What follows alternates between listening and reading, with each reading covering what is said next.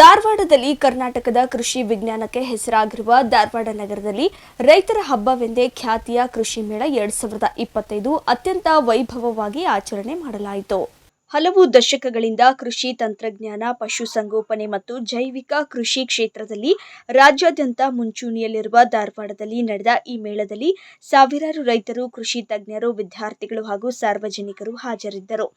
ಇನ್ನು ಈ ಮೇಳವನ್ನು ಆಯೋಜಿಸಿರುವ ಮುಖ್ಯ ಉದ್ದೇಶ ಅಂದರೆ ರೈತರ ಜೀವನ ಮಟ್ಟವನ್ನು ಎತ್ತುವ ನವೀನ ಮಾರ್ಗಗಳನ್ನು ತೋರಿಸುವುದು.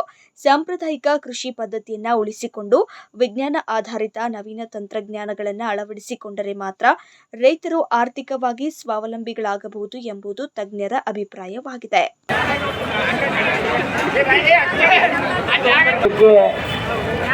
ಜಾಗೃತ ಇರಲಿ. ಜನದಟ್ಟಣೆ ಹೆಚ್ಚಾದ ಕಾರಣ ತಮ್ಮ ವಸ್ತುಗಳಿಗೆ ತಾವೇ ಜವಾಬ್ದಾರರು.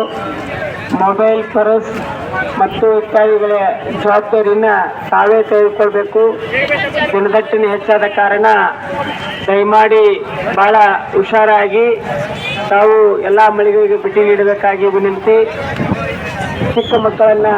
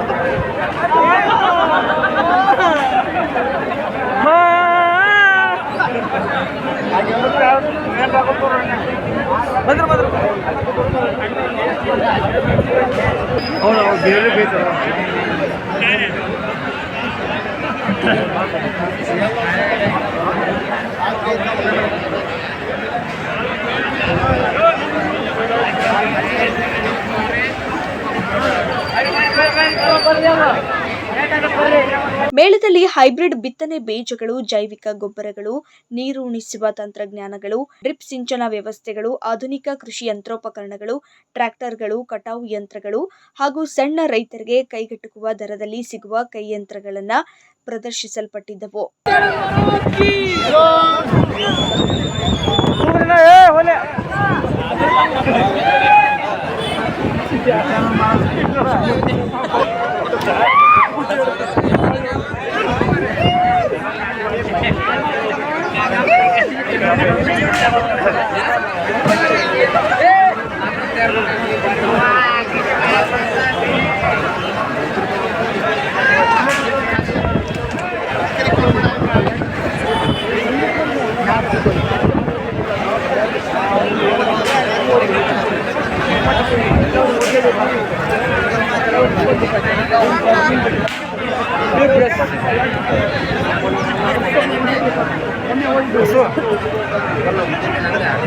ಬಸ್ಸು ಅವನು ಆ ಬುಕ್ ಆಗಲೇ ಫೇಸ್ಬುಕ್ನಾಗ ಫ್ರೀ ಬರ್ತಾವೆ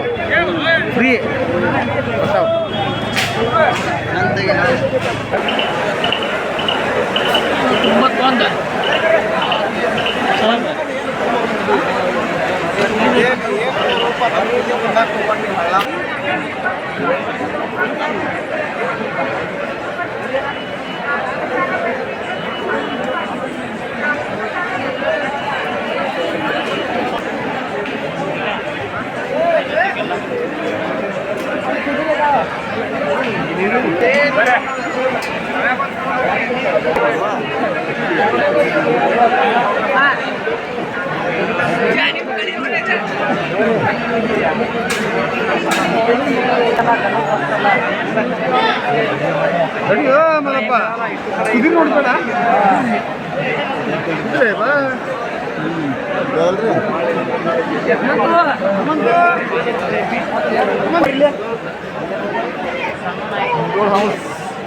ಹೆಂಗಣ್ಣ ಸಣ್ಣ ಕುನಿ 12 ವರ್ಷ ಕಾಣಿ ತೊಂದಿಲ್ಲ ಇಲ್ಲಿ ಅಲ್ಲಿ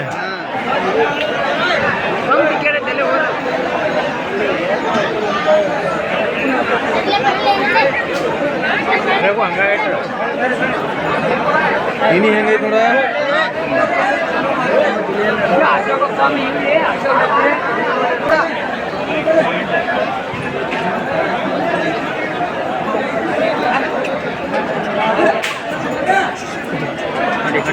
ಮಹಾರಾಷ್ಟ್ರ ಇಲ್ಲಿ ಬಂದಲ್ಲಿವ ಇದು ಅಡ್ವರ್ಟೈಸ್ ಮಾಡ್ತಾರೆ ಈಗ.